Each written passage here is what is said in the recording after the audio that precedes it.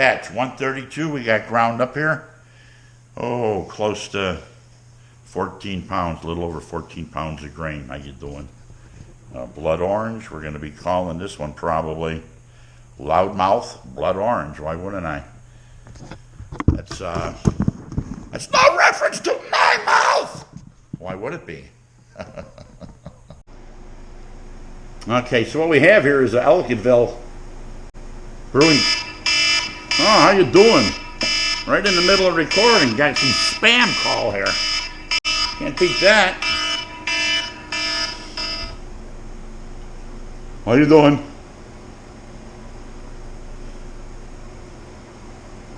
How you doing? Hello? Yeah, how you doing? Hi, this is Emily Wilson with U.S. Medicare Services. Yeah, how you doing?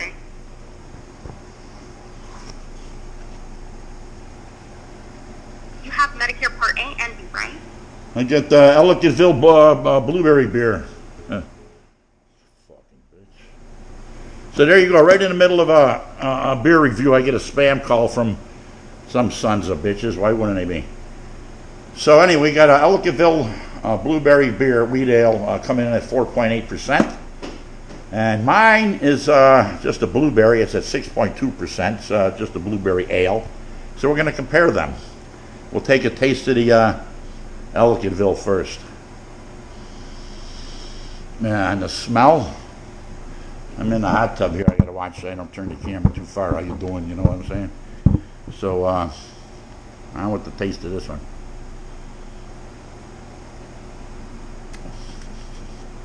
Oh, it's pretty pleasant. Has a blueberry taste at the end. Really nice. Really nice. It's a wheat.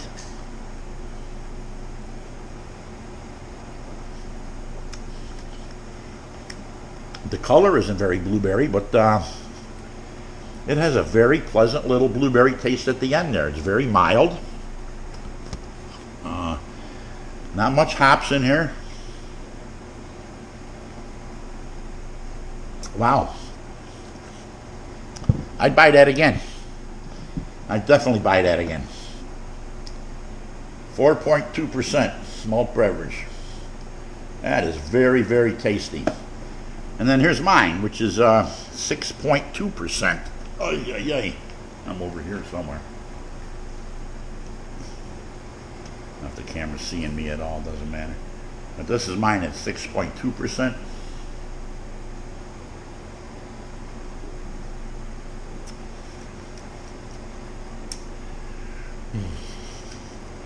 You kind of get punched in the face a little bit with mine with the blueberry taste. You can see the color is actually red, bluish.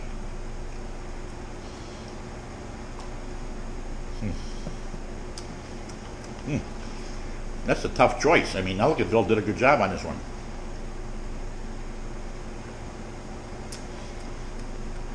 Very good beer, both of them, very good. Ellicottville is a little bit more milder. Mine's a little bit more pungent, probably because of the amount of hops I used.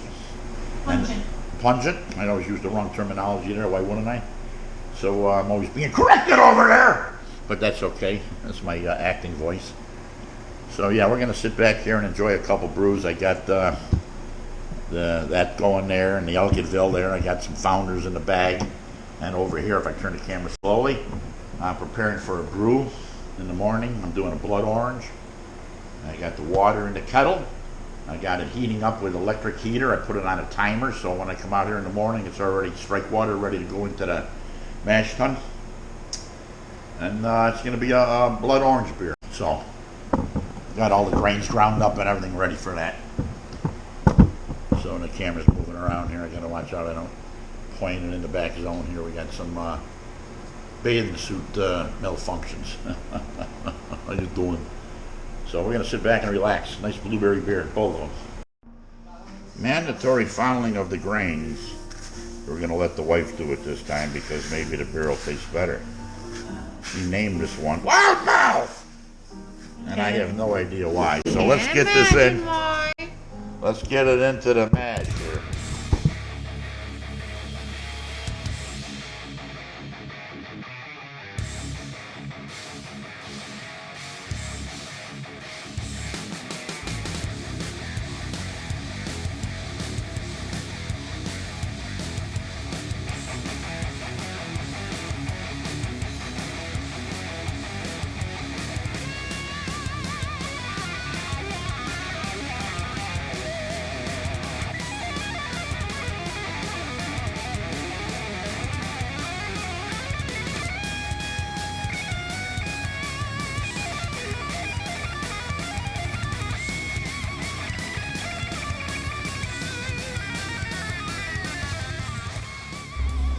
All right, here on the blood orange, we're doing in high at 158, and we're gonna mash overnight. It's gonna be an overnight mash, and we'll sparge out in the morning.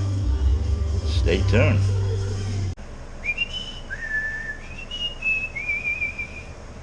Batch 132 today, blood orange.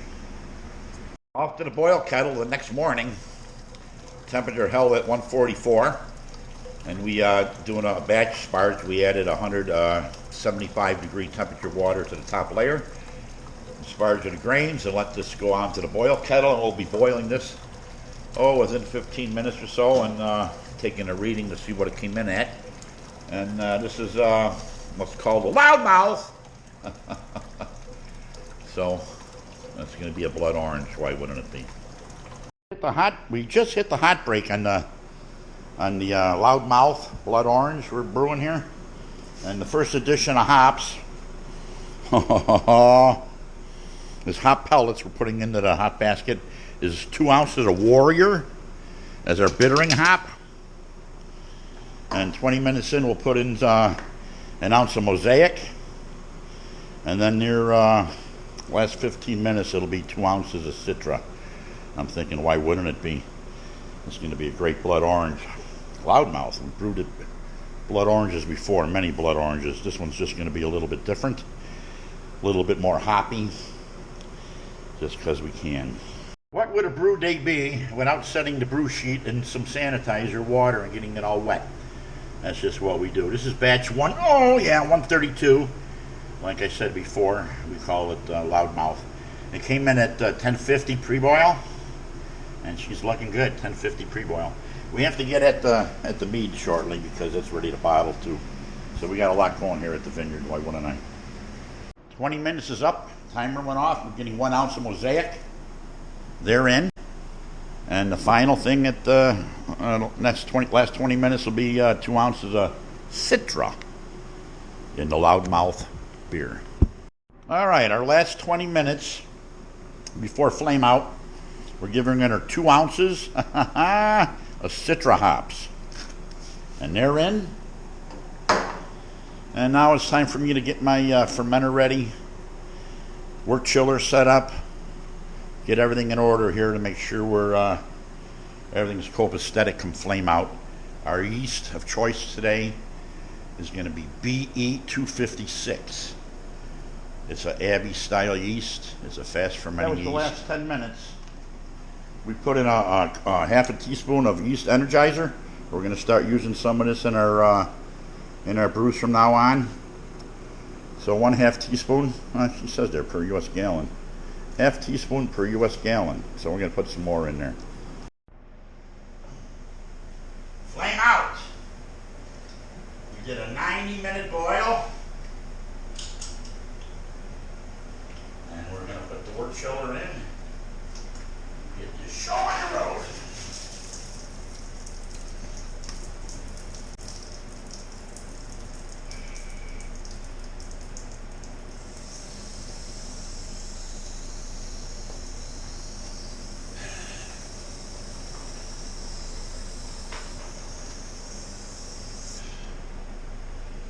Okay, wort chiller's in. And we're chilling. Said that a million times.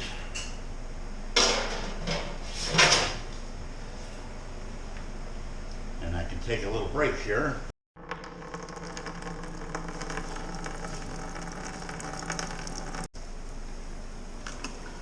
Everything's been sanitized.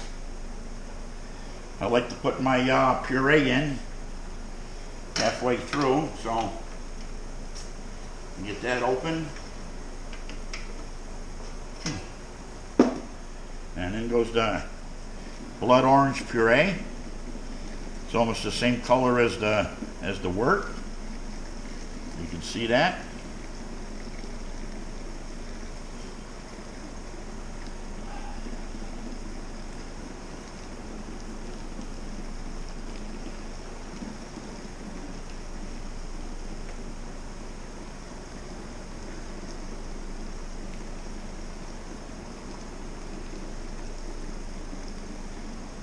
So that's in. And like I say, our yeast of choice today is going to be BE 256. And she's in.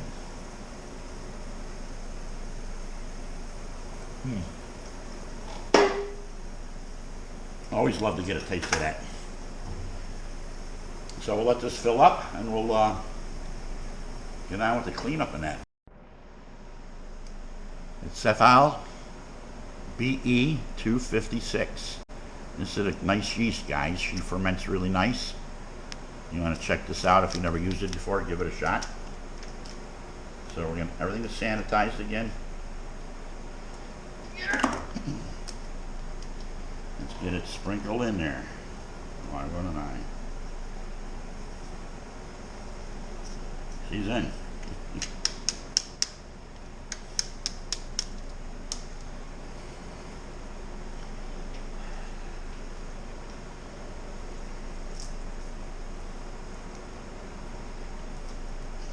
Then our cover. I